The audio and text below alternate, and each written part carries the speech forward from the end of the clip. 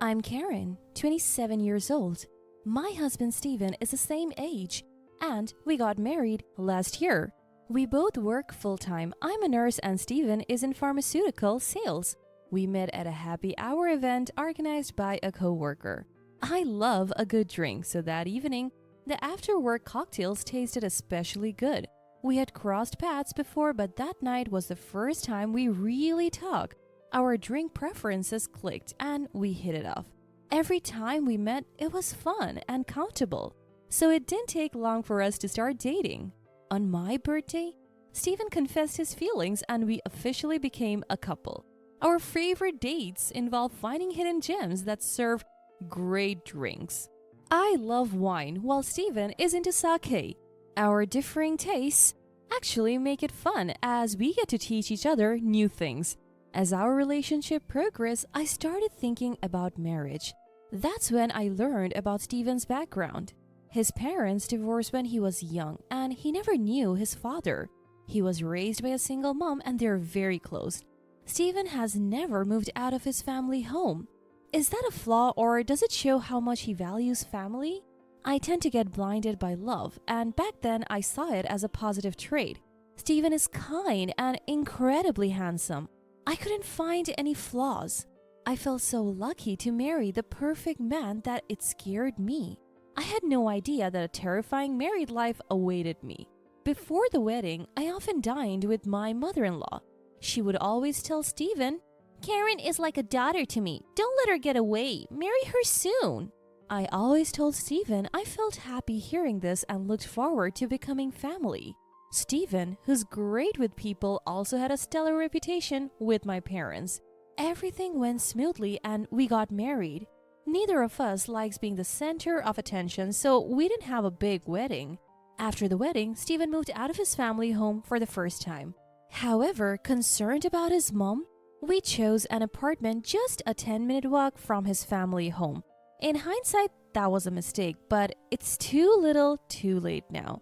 My mother-in-law, who used to treat me like a daughter, changed after the wedding. She started treating me like a mortal enemy and began visiting daily. I gently told Steven, "I appreciate that your mom visits every day, but it's hard for me to relax. Could you ask her to come less often on work days?" Steven responded, "Why? We're family now. Mom gets lonely. She loves to talk and hates being alone. I wish you would be more understanding. This is my home too, and I can't tell her something I don't believe. If you have something to say it yourself. I won't." Steven doesn't accept my opinion. I was surprised by his unexpected response. From that day on, Steven would get moody whenever I mentioned anything about his mother. I started to hold back to avoid arguments. My mother-in-law took advantage of this. Before I knew it, Steven had given her a spare key. One day, I came home to find mother-in-law cooking in our kitchen without asking. I was shocked to find her in my space, so my tone got a bit sharp. "What are you doing, mother-in-law? You can't just come in here without asking." Mother-in-law shot back, "What's going on with your fridge? It's practically empty. I have never seen such a lifeless fridge. Do you even cook? Don't tell me you're always buying deli items." I couldn't hold back anymore. "I shop for fresh ingredients daily. I've heard your fridge is always packed like a traffic jam. It's impressive you can manage that. I just bought ingredients today. Sure, we have deli days, but I also cook to save money. And by the way, deli food these days is pretty good. Don't you ever try it?" Mother-in-law wasn't backing down. "Oh, listen to you. I would rather not have Steven eat food when we don't even know who made it. This is what happens when he marries an incompetent wife.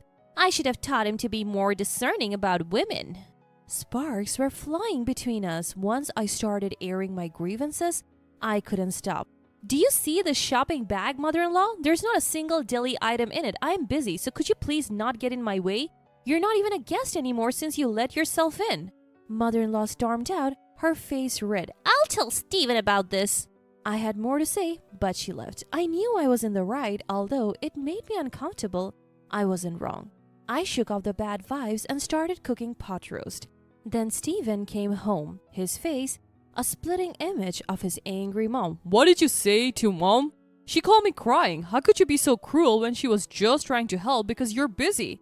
I was baffled. First off, breaking into someone's home isn't a surprise. And If it is, then burglars should be forgiven if they call it a surprise, right? This happened because you gave her a spare key. She could have come when one of us was home. It's not only unnecessary but also intrusive. What about my privacy? I have no intention of apologizing. Stephen looked shocked and one word, "Please, can you two just get along?" He retreated to his room without eating dinner. I hoped this fight would make him more considerate. For the next 2 days, we barely spoke. I couldn't stand the tension, so I brought it up.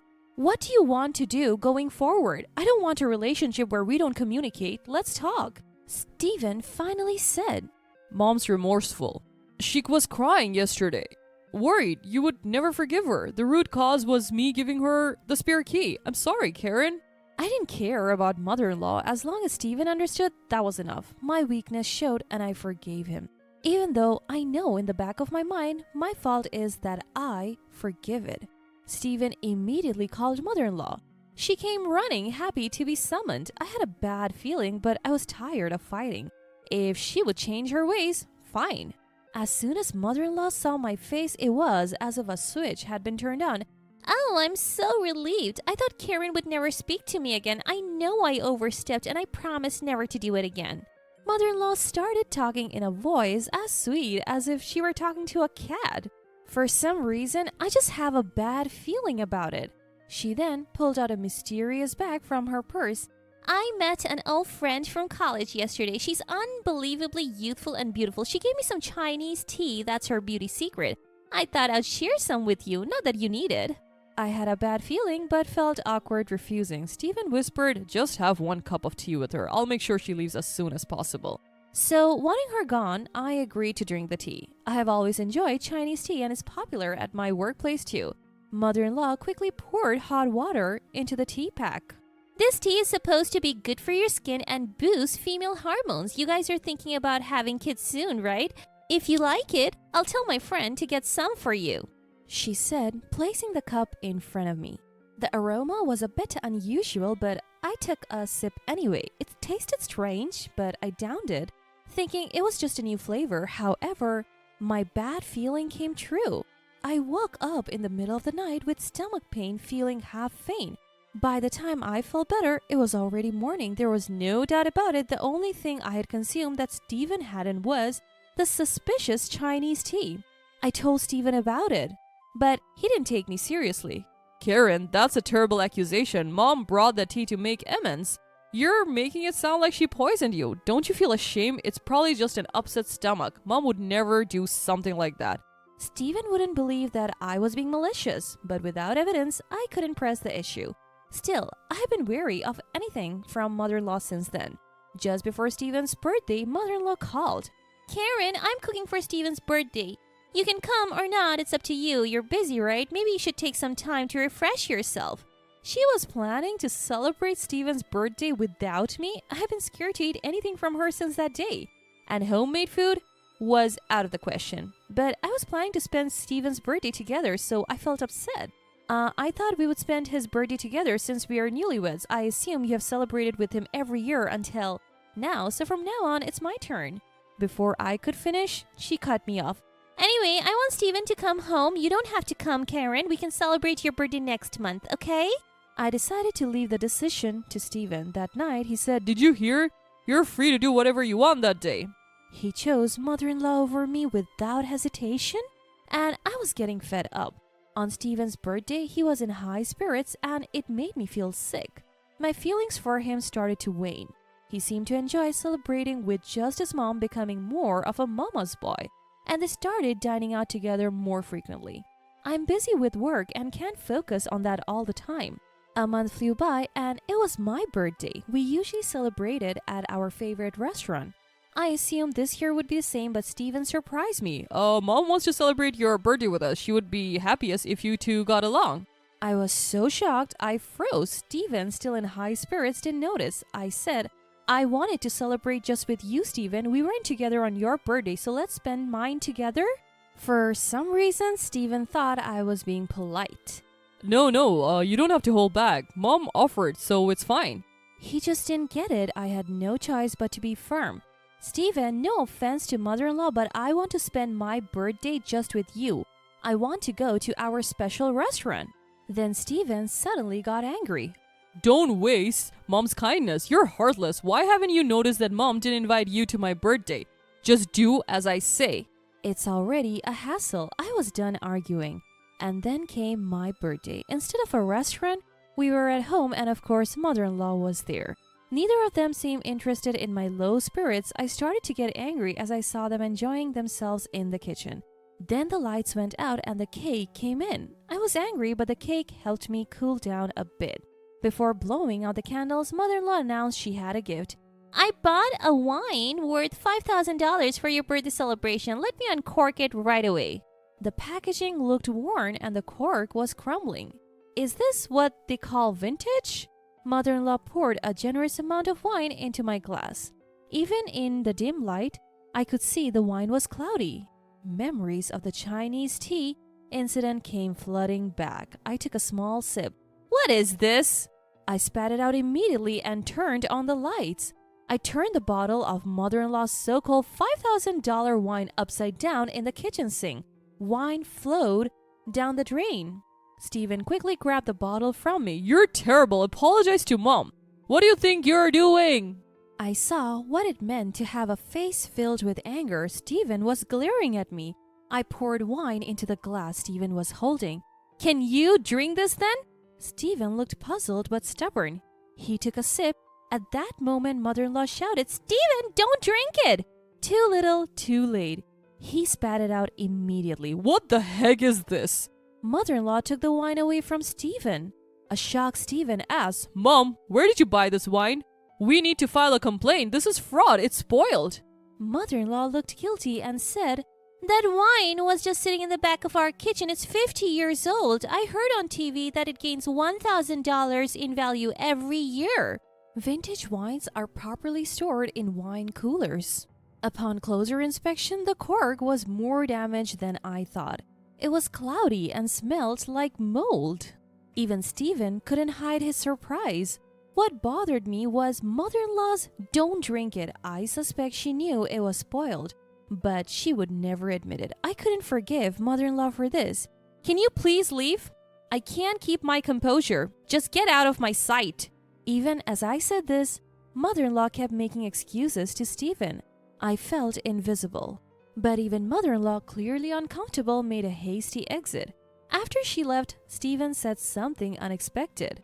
Mom doesn't drink, so she wouldn't know. Good thing we didn't give it to anyone else. Even after all this, Steven defended mother-in-law as if it were an accident? At that moment, my feelings for him cooled. My resolve solidified against Steven, who defended mother-in-law despite what she had done to me. I had been turning a blind eye to his excessive attachment to his mom. I want a divorce now. I presented Steven with divorce papers I had kept just in case. He was speechless. When he asked why, I said, Ask yourself, do you know how much I have put up with? I have reached my limit. Then without asking, on top of that, he deeply apologized, saying, I won't do it again. You're the one for me. He started confessing to multiple affairs. I had suspected infidelity, but I was shocked to hear about 4 different women. I had no more doubts. I decided to divorce him.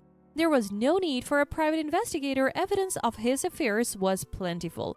During our discussion, he suddenly blurted out, You'll regret divorcing a cool guy like me. Steven says like a fool. I was disgusted at my own foolishness for ever loving such a man. Multiple affairs and being a mama's boy were more than enough reasons for divorce. To avoid complications, I decided to hire a lawyer, even if it would be expensive. Steven initially resisted the divorce, but eventually gave in, perhaps realizing the extent of his mistakes. He went back to his beloved mom.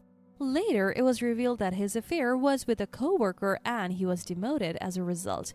Unable to be away from his mother, Steven quit his job.